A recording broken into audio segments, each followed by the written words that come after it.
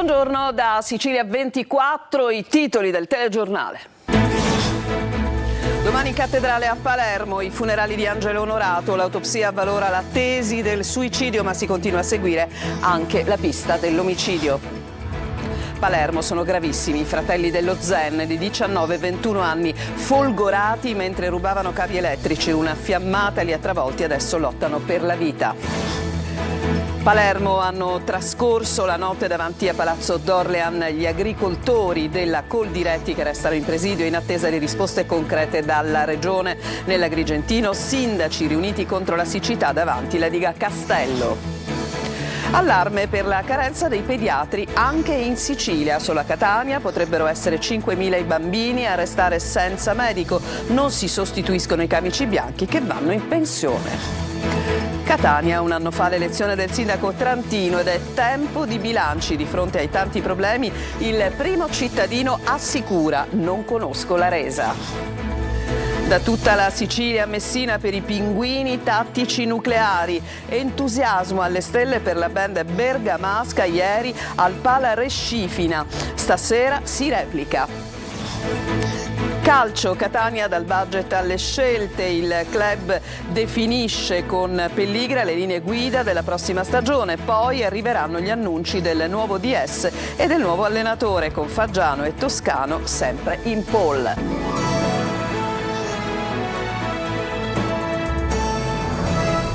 Ben trovati, domani a mezzogiorno in cattedrale a Palermo saranno celebrati i funerali di Angelo Onorato. Restano tanti i misteri sulla sua morte. Ieri l'autopsia ha avvalorato la tesi del suicidio, ma si continua a seguire la pista dell'omicidio. Sentiamo Luca Ciliberti. Attorno all'indagine sulla morte di Angelo Onorato c'è il massimo riservo. Ma da ieri c'è un dato che sembra certo e cristallizzato. Sul corpo dell'imprenditore trovato morto a Palermo non ci sono altri segni di violenza se non quello della fascetta attorno al collo. Nessuna colluttazione, né segni evidenti che lui stesso abbia tentato di vincolarsi per sfuggire a qualcuno o a qualcosa. L'autopsia eseguita ieri dall'Istituto di Medicina Legale del Policlinico lascia pochi dubbi. Il fascicolo aperto dalla procura però è per omicidio, ma la pista del suicidio rimane quella privilegiata dagli inquirenti. Nonostante lo scetticismo della moglie Francesca Donato e della figlia, che continuano a credere che qualcuno lo abbia ammazzato. Domani per loro sarà il giorno del dolore, alle 12 saranno celebrati i funerali in cattedrale. Gli investigatori continuano ad ascoltare parenti, amici, dipendenti e conoscenti per cercare di ricostruire gli ultimi giorni dell'imprenditore e risalire a quanti lo hanno incontrato, compreso 2 costruttori con interessi accapaci e un amico di famiglia al quale la vittima aveva chiesto di trovargli una pistola. Sono stati passati al setaccio i computer, il cellulare dell'architetto e gli affari. L'ordine del procuratore De Lucia è continuare a lavorare senza propendere per una tesi o per l'altra, anche perché se davvero Onorato si fosse stretto al collo come Cappio quella fascetta, potrebbe anche essere stato indotto a farlo e in questo caso la terza ipotesi sarebbe quella dell'istigazione al suicidio. Si attendono comunque gli esiti tossicologici che arriveranno tra 90 giorni per escludere le ipotesi della sedazione. La scientifica lavora anche sull'impronta di una mano rilevata sul tettuccio della Range Rover di Onorato e su una seconda fascetta trovata per terra uguale a quella che ha strangolato l'uomo, a fianco dello sportello posteriore dell'auto che i poliziotti hanno rinvenuto leggermente aperto al loro arrivo. Resta un giallo anche l'ultimo caffè che Onorato ha consumato nel solito bar di Viale Strasburgo con un amico misterioso. Le telecamere chiariranno meglio, così come si dovrà fare luce anche sul quarto d'ora in cui la macchina di Onorato viene ripresa in Viale Regione Siciliana. Alle 10:45 si ferma, sosta 15 minuti, poi si sposta in un punto cieco, dove verrà ritrovato cadavere alle 15. Sono gravissimi 2 fratelli dello Zen a Palermo che sono stati folgorati mentre rubavano cavi elettrici. Hanno 19 e 21 anni. Sentiamo Marco Gullà.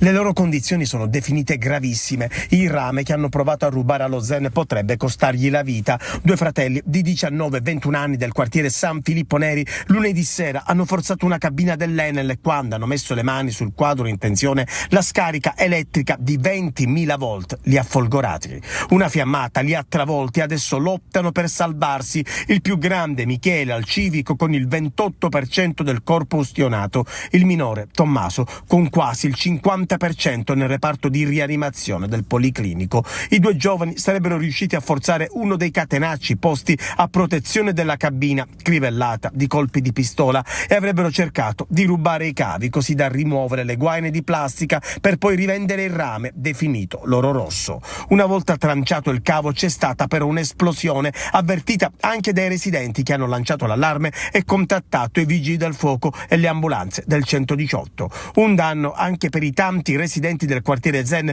rimasti senza elettricità per ore a causa del guasto, prontamente poi riparato. Uno dei tanti episodi di furti di rame nel capoluogo e in provincia. E c'è stato un tentato omicidio a Palagonia, siamo in provincia di Catania, una lite per motivi banali in un bar tra due uomini è sfociata poi in uno scontro fisico e successivamente in una coltellata sferrata dal più giovane dei due, poi denunciato per tentato omicidio, al collo dell'altro. Tutti e due sono stati denunciati dai carabinieri di Palagonia per porto abusivo di armi, il secondo anche per furto aggravato. E andiamo a Comiso, a Ragusa. In provincia di Ragusa è stato fermato un sedicenne tunisino accusato di violenza sessuale ai danni di una 33enne. Dopo aver notato la donna in una villa comunale di Comiso, il giovane ha iniziato a seguirla rivolgendole frasi provocatorie, incurante tra l'altro dei rifiuti. Il giovane ha bloccato la donna costringendola a subire le molestie. Non si placa la protesta di Coldiretti, hanno dormito davanti a Palazzo d'Orlean gli agricoltori appunto a Palermo, non vogliono sentirne di cessare una protesta se non dopo aver ricevuto delle risposte che ritengono valide, ma sentiamo il servizio. Gli agricoltori sono rimasti qui a Piazza Indipendenza davanti alla sede del governo regionale per tutta la notte, una protesta che come vediamo ovviamente anche da queste immagini proseguirà a oltranza fino a quando non arriveranno delle risposte da parte dei vertici istituzionali. Ieri erano oltre 2000, una protesta roboante sulla grave siccità che sta colpendo la Sicilia, una protesta che non cesserà fino a quando non verranno adottate delle soluzioni concrete a quello che è un problema devastante per il settore primario. La conseguenza del cambiamento climatico lo segnaliamo, lo denunciamo da diversi mesi alla Regione, abbiamo un problema strutturale legato al commissionamento da oltre 30 anni dei consorzi di bonifica e di seguito stress nel comparto agrumicolo, stress nella zona della provincia di Catania che è la capitale dell'arancia rossa ed rappresenta un'eccellenza a livello nazionale e internazionale. E poi che ha dovuto cessare la produzione di miele proprio a causa della siccità e di tutti i problemi connessi. Siamo arrabbiati perché vogliamo un aiuto dalla parte della regione, da chi ci deve rappresentare, perché le nostre aziende sono in serie difficoltà. Da quest'anno tutte le produzioni agricole sono tutte in negativo, abbiamo bisogno di una mano d'aiuto e subito, immediata. Voi quest'anno addirittura non avete prodotto miele? No, la produzione del miele, come molte altre produzioni siciliane, sono state azzerate, quasi del tutto azzerate per causa del cambiamento climatico soprattutto. Il presidio della Coldiretti rappresenta l'ennesimo grido d'aiuto dell'agricoltura dell'isola che combatte da settimane con animali che muoiono di fame e di sete, campi bruciati appunto dalla siccità, con oltre il 70% di grano e fieno andato perso e con ortaggi e frutta ormai secchi.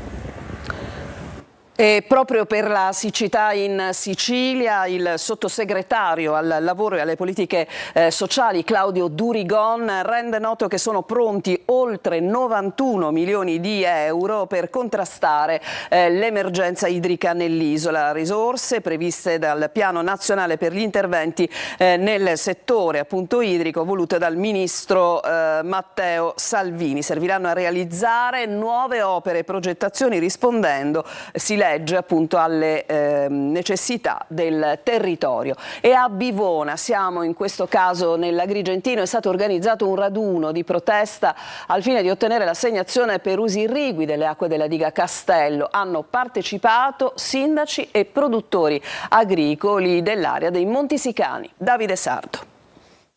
Agricoltori, aziende agricole, sindaci, amministratori locali, tanti cittadini si sono radunati ai piedi della diga Castello a Bivona, un tempo polmone idrico del comprensorio agricolo dell'entroterra sicano ai confini tra le province di Agrigento e Palermo, ossia Bivona, Alessandria della Rocca, Santo Stefano Quisquina, San Biagio Platani e anche Palazzo Adriano.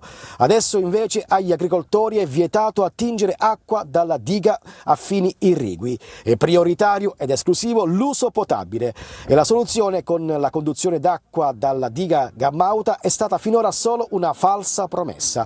I raccolti sono già ridotti al meno 80% rispetto agli anni scorsi. Anche il comune di Santo Stefano Quisquina impegnato in prima linea a fianco degli agricoltori lesicani. Oggi è una battaglia di civiltà perché le nostre aziende, il nostro comparto agricolo ha bisogno di risposte celeri, di risposte immediate. Non è il momento della campagna elettorale, è un momento di dare risposte velocissime in quanto un comparto in ginocchio e le nostre eccellenze non possono andare al macero.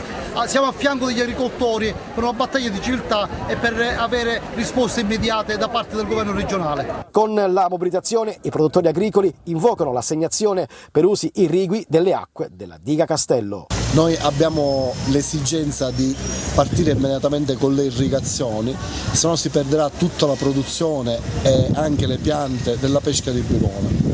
C'è la dotazione alla diga Castello in questo momento di 9 milioni di euro, salvaguardando il potabile, salvaguardando anche il livello minimo di sicurezza della diga. Ci sono 2 milioni e mezzo a disposizione che il consorzio di bonifica potrà utilizzare per venire incontro alle esigenze degli agricoltori. Cambiamo pagina, ci occupiamo adesso dell'allarme che era già stato in qualche modo inviato dalla Fondazione Gimbe sulla carenza dei pediatri in tutta Italia, ma anche nell'isola, anche in Sicilia. A Catania è nato un comitato di genitori davvero preoccupato per la situazione. Pensate, soltanto nella città di Catania saranno, secondo questa stima, circa 5.000 i bambini a restare scoperti. Ma sentiamo il dettaglio nel servizio di Desiree Ferlito. Pediatri in via di estinzione, un fenomeno preoccupante, quello della carenza di medici, che in questo caso allarma anche di più. Un nuovo report della Fondazione Gimbe evidenzia una mancanza di 827 pediatri di libera scelta e riguarderebbe tutte le regioni da nord a sud. A Catania l'allarme è stato raccolto da un comitato di genitori alla luce della notizia diffusa dall'assessorato regionale alla salute per la pianificazione strategica, per cui si è ritenuto Catania un ambito non carente, non prevedendo nessuna nuova convenzione per la sostituzione dei pediatri che andranno in pensione. Nel distretto sanitario di Catania saranno circa 5.000 i bambini a restare scoperti. L'ASP di contro fa sapere che al momento i posti disponibili nella provincia di Catania sono 2.000 e si dichiara aperta a un confronto. Mancherebbero inoltre punti di riferimento territoriali per chi ha figli da 0 a 6 anni, indispensabili per chi ha piccoli malesseri, ma l'unica alternativa ad oggi rimane il pronto soccorso e questo intaserebbe ulteriormente il sistema sanitario. In Sicilia poi è a rischio anche l'assistenza domiciliare. A lanciare l'allarme è il sindacato dei medici della FISMO. A rischio 50 milioni di euro di investimenti del PNRR. Le prestazioni per i medici di famiglia sono ferme al 2007, 25 euro lorde a visita per un servizio che rappresenta una delle attività più strategiche del sistema sanitario, alla luce di uno scenario profondamente mutato negli ultimi anni. E dopo il nostro telegiornale ci sarà Sicilia 24 Focus, si parlerà di sanità pubblica, postiletto persi e fuga dei medici dagli ospedali. Un'emorragia inarrestabile mentre il privato avanza. In studio con Lorena Dolci, Gaetano Agliozzo della CGIL Funzione Pubblica, Giovanni Noto, segretario Simeu Sicilia, e Fabrizio Arena del Forum Sanità. Vi ribadisco l'appuntamento alle 14.30 su questa rete, ma anche in streaming sulla siciliaweb.it. Potrete inviare le vostre domande con un messaggio di testo alla linea WhatsApp 342 74 55 005. Ci fermiamo per una pausa, ritorniamo tra poco ricordando un anno dall'elezione del sindaco di Catania Enrico Trantino. A tra poco.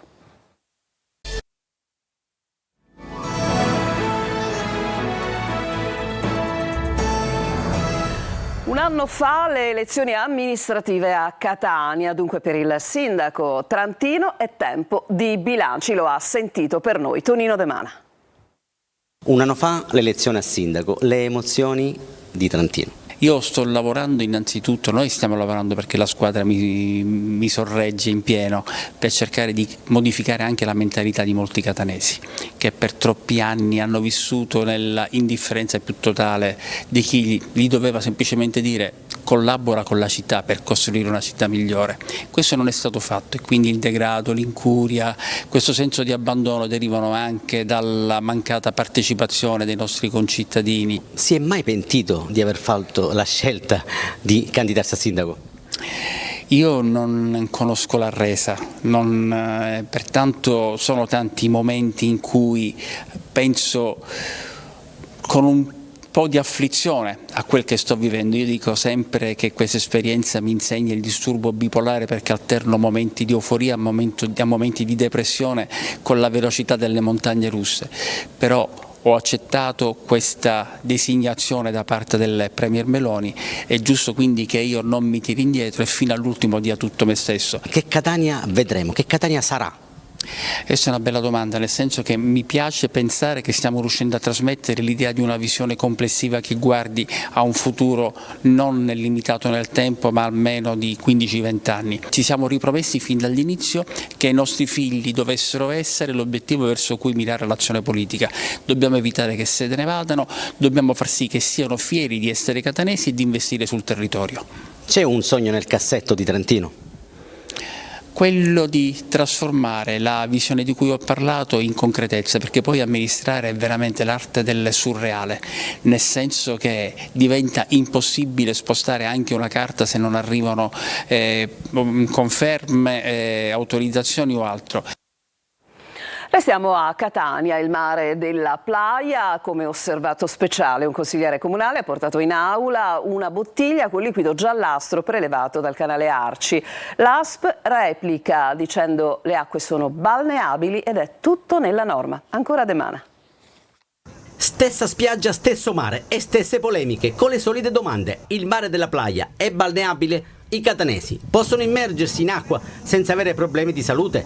La sortita del consigliere comunale Bonaccorsi, che ha portato in aula una bottiglia con un liquido giallastro e la scritta Canale Arci, ha sollevato un vivace dibattito, concluso poi con l'ennesima richiesta di far rispettare una vecchia sentenza. Ho portato la bottiglia con l'acqua fresca ieri in consiglio comunale per capire quali sono le intenzioni dell'amministrazione, ma soprattutto della Sidra, visto che c'è un'ordinanza del 2021 che obbliga la partecipata del comune a sbarrare il canale durante il periodo della stagione estiva. Di buon mattino Bonaccorsi è tornato sul posto, in mano un'altra bottiglietta. È risaputo che ci sono delle sostanze chimiche che arrivano appunto dagli scarichi della zona industriale, quindi questa non è soltanto acqua piovana, qui c'è anche ci sono resti industriali, ma l'abbiamo notato appunto qualche mese fa quando abbiamo trovato le anguille morte nel canale Arci. Per dovere di cronaca abbiamo raccolto la replica dell'ASP affidata a Rosario Giannone, responsabile del servizio di igiene pubblica. Tutti gli accertamenti che sono stati finora fatti, compreso l'ultimo di una settimana fa, non hanno evidenziato sforamento dei limiti di legge per quanto riguarda le conte batteriche. Quindi è tutto nella norma? Tutto finora nella norma, sotto l'aspetto microbiologico. I catanesi possono fare il bagno tranquillamente? Finora, in base a queste analisi, sì. Adesso veniamo alle belle immagini che vi mostriamo di Mare Amico, che ha documentato la prima deposizione di uova nelle spiagge agrigentine di una tartaruga caretta. Ieri, intorno alle 22, tra gli ombrelloni di uno stabilimento di Realmonte, a pochi metri dalla Scala dei Turchi, un'enorme tartaruga, la vedete nelle immagini, è arrivata in spiaggia, ha scavato un nido e vi ha deposto le uova, ricoprendolo di sabbia per proteggerlo. Mare Amico ha allertato i volontari del WWF, della vicina riserva di Torre Salsa, si occuperanno del monitoraggio e della custodia del nido. Nel giro di 3 mesi vedremo i risultati di questa meraviglia della natura. Adesso la musica, grande successo ieri a Messina per i Pinguini Tattici Nucleari, da tutta la Sicilia ad applaudirli, e questa sera si replica Francesco Triolo.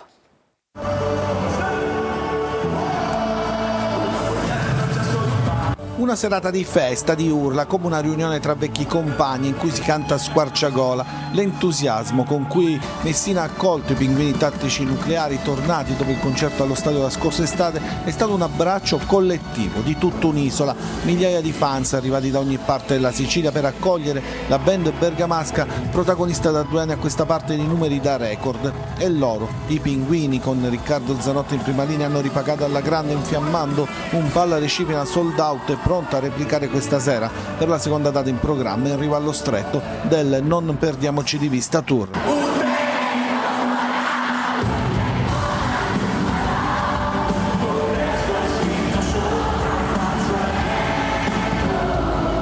La partenza con una delle hit più conosciute, Scrivere scemo, poi via con le canzoni dell'ultimo album Fake News, ma anche con quelle scritte prima del grande successo, Cena di classe, Dentista Croazia, Rubami la notte, Ridere, Ringo Starr e Pastello Bianco tra i bis.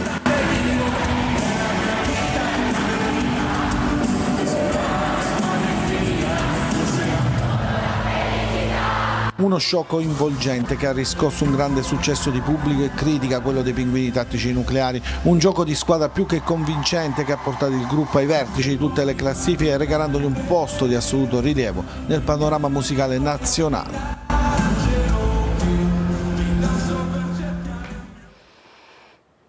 C'è un'altra pausa, torniamo subito dopo in chiusura di telegiornale per occuparci del Catania, cifre e nomi che riguardano il futuro.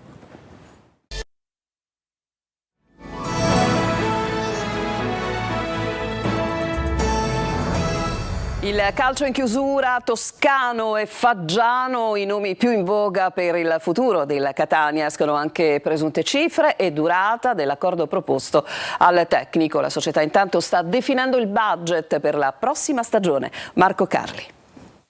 Direttore, allenatore, struttura, insomma. Il Catania dopo una stagione sui generis e con gli esperimenti post Laneri, la figura del manager assegnata a Lucarelli e un mercato portato avanti dalla D, tornerà ad una formazione dirigenziale per così dire più standard. Lo farà a breve con l'annuncio di direttore sportivo e allenatore. Per il tecnico si parla da giorni di Mimmo Toscano, che ha portato il Cesena in B e alla vittoria della Supercoppa DC nel triangolare con Juve Stabia e Mantova. Una stagione trionfale, insomma, che lo ha fatto amare dai tifosi bianconeri, pronti a tributargli applausi, cori e striscioni.